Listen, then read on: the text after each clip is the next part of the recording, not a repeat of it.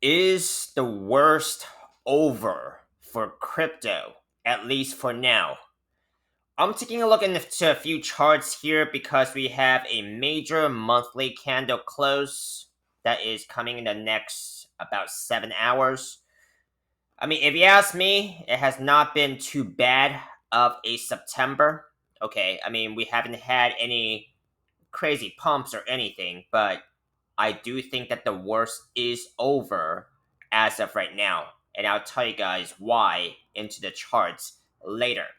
I will also be going into a few major economics and cryptos news that could affect the markets, as well as a few altcoin setups and updates, which includes XYO network, Veracity, VRA, as well as CELO, which is a request. If you guys have any requests, put it in the comment section below. Make sure to drop a like, comment, and subscribe. I'll pick a request due for you guys on a daily basis. Let's go ahead and go into the news first before diving into the charts. We have something big happening in the charts as well that I do want to get into later. Now, this is by you today. Binance's CZ teases October with 300% Bitcoin chart from 2017. So, let's just see this post by ZZ, okay? Not predicting the future and don't get too excited. A September in the past, my first crypto cycle, just data. Okay, so this is a Bitcoin chart, I think. Supposedly going from, let's see here. Bitcoin's outlook is looking more optimistic after Binance founder ZZ shared a chart from October 2017. Back then, Bitcoin was trading at 4,300 with daily volume a little over $1.1 billion. In the weeks that followed, the price jumped to 17K, which was the hottest runs in crypto's history. So yeah, I mean, he's pointing out a chart from 2017. Okay, so could this be what's on the horizon for Bitcoin and crypto? Because obviously, if Bitcoin pumps, the altcoins are going to be following. Okay, so I mean, it doesn't look like it right now, but Bitcoin is still consolidating. But wait till new money gets into the markets, and that is when I will be expecting a surge for the altcoins. All right, next piece here is by Cointelegraph. Did Bitcoin just finish its 8-week delay in copying gold's all-time high? Now, I've been seeing some YouTubers, especially Crypto Jeb, which I've been following for quite some time, even since I was a noob in this market back in 2019, 2020. I bought one of his courses. I do think that a lot of what he says does make sense. And he talks about technicals a lot, which I like. If you guys don't know, if you guys have not seen Crypto Jeb, I highly recommend it. If you guys have seen him, put it in the comment section below, right? Now I see that his analysis did predict, right? Bitcoin is lagging behind gold, right? A lot of what he says makes sense because asset prices are going to go up, right? The Federal Reserve has just started its Fed rate cut cycle, right, in September. So yeah, I mean, I think it makes sense. I think that is one way to look at it, right? So yeah, I mean, I'm still bullish on Bitcoin. I am long on Bitcoin. I am long on quite a bit of the altcoins here. So my opinions on this market is bullish right now. Of course, these are just my opinions and not financial advice, and you gotta do your own research and find your own opinions and strategies. Okay. Okay. So next piece here is by Cointelegraph. Did Bitcoin price bottom at 108K? Three reasons that the worst is over. So I think the bottom is in, at least for now, okay? And for some pretty good technical reasons. I have my bottom at about 109K, 108K, so it's in that range. Let's see what this author has to say. Key takeaways: Bitcoin's entity adjusted dormancy flow dropped below 250K, a historical buy zone. So this is not really technicals. It's more fundamentals, right? Short-term holders, NUPL turn negative, indicating seller exhaustion. I do see seller exhaustion on the RSI. As well as a short squeeze that I talked about yesterday. If you guys haven't seen my short squeeze analysis on Bitcoin, you guys should definitely check that out. And Bitcoin's V-shape and double bottom chart pattern suggests a potential rise to 118K to 124.5 in the short term. So when they talk about these V-shapes or patterns, it's very important to pay attention to what time frame they're talking about so you can actually locate it on the chart. I don't like how this author did not tell me about the time frame, so I really have to kind of dig through it myself. But let's go ahead and go to the charts here, right? This is the monthly time frame, and we are ending the September in a green candle, which is not too bad, right? A lot of people are saying are calling this Rectember, but not too much wreckage here, and I think that's a pretty bullish candle. It tells me that 108K here, which is the support from August, actually held. Let's go ahead and dig a little deeper into the charts. Weekly time frame.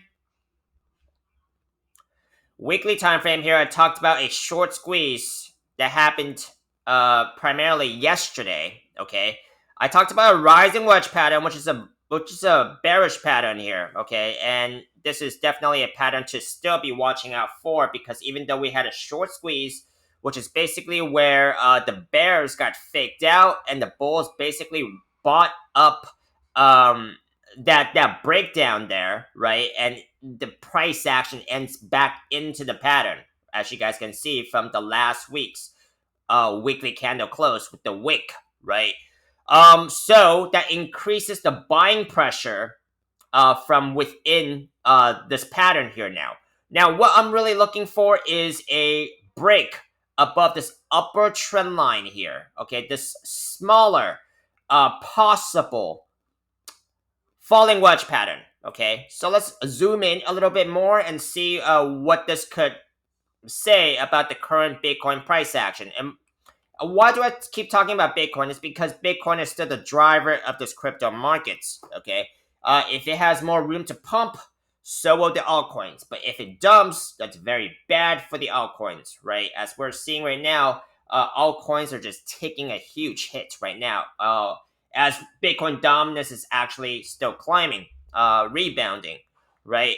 So this is basically what I'm looking at for me to say that we're more likely out of the woods here, right?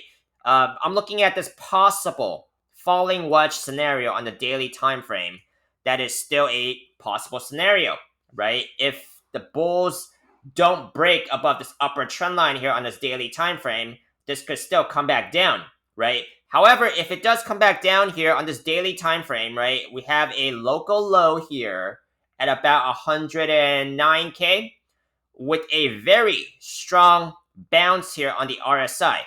Okay, so that tells me this is a very possible bullish divergence scenario, even if the bears actually try to push down the price here again to about 109K or even lower, right?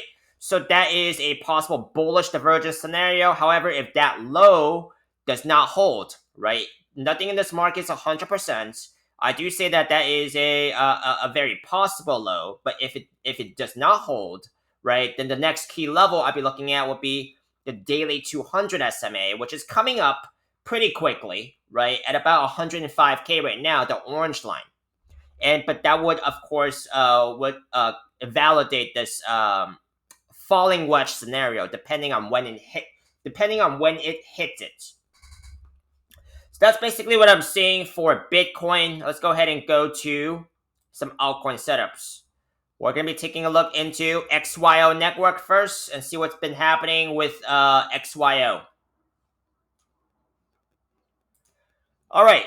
I just want to say that there has been some patterns that has been invalidated since the last time I talked about these coins, including on some of these coins here, right? Including XYO, right? I talked about a few patterns that looks like that has been invalidated, right? It looks like they have been broken to the downside. Now, last time I talked about a few falling wedge patterns, possibly double bottom patterns. Now, these patterns are usually bullish, right? They usually break to the upside, but it's still talking about probabilities, right? Because even though they have a higher chance of breaking to the upside, they still have a smaller chance of breaking down. So you have to mind the downside risk. Nothing in this market is for sure. Now, if you actually gauge the risk, right, you could still definitely get a huge edge on this market, right? Now, what has happened since the invalidation of some of these patterns here on XYO network? This is a bigger falling wedge pattern that has formed, right, that have recharted. And falling wedges are still bullish patterns that has a higher chance of breaking to the upside. Let's just say if XYO breaks to the upside here, for example, price target would be about 1.275 cents here. Price targets. Now, price targets are estimates only. There could be more, there could be less. Very much depends on what happens with Bitcoin. If Bitcoin starts dumping, these altcoin setups, they're not going to matter very much. Okay, let's zoom out a little bit. Weekly time frame. Weekly time frame. XYO still looks bullish on this weekly time frame. I'll tell you guys why. Because it still broke out of this huge falling wedge pattern here on the week of in the week of March, right? In 1 week, in mid March, and the price target here is still valid. It's still about 3.9 cents price target almost. And why is that breakout still valid? Is because the price action is still above this upward trend line of this pattern it broke out of. All right, let's go ahead and go to CELO. CELO here, weekly time frame. Falling wedge pattern. Okay, falling wedge pattern. I'm gonna adjust this measure move here because it hasn't broke out by the estimate. I'm gonna put it down more towards the end of this pattern here. Now, let's just say if CELO breaks out here, for example, price target would be about $1.70 almost. Price target for CELO. Let's take a look into a lower time frame and see what CELO has been doing. Now, very important to note, I talked about a falling wedge pattern here last time. CELO has basically met that price target and has started retracing. Now, let's go ahead and take away some of these trend lines. And since the retrace, there was also a pattern, another pattern I invalidated here, right? And I have charted a new pattern based on the data that has came in. Now, this is still a falling wedge pattern, a bigger falling wedge pattern here on this daily time frame. Excuse me, a smaller falling wedge pattern here within the bigger falling wedge pattern. And if it breaks out by this point, for example, price target will be about 44 cents for CELO here. Let's see if it breaks out, because if it does, that will also imply that it has broken out of this bigger falling wedge pattern, right? Quite a bit of resistance along the way, which includes all your daily moving averages. Let's go ahead and go to VRA, see what's happening with Veracity. Weekly time frame. Weekly time frame, Veracity.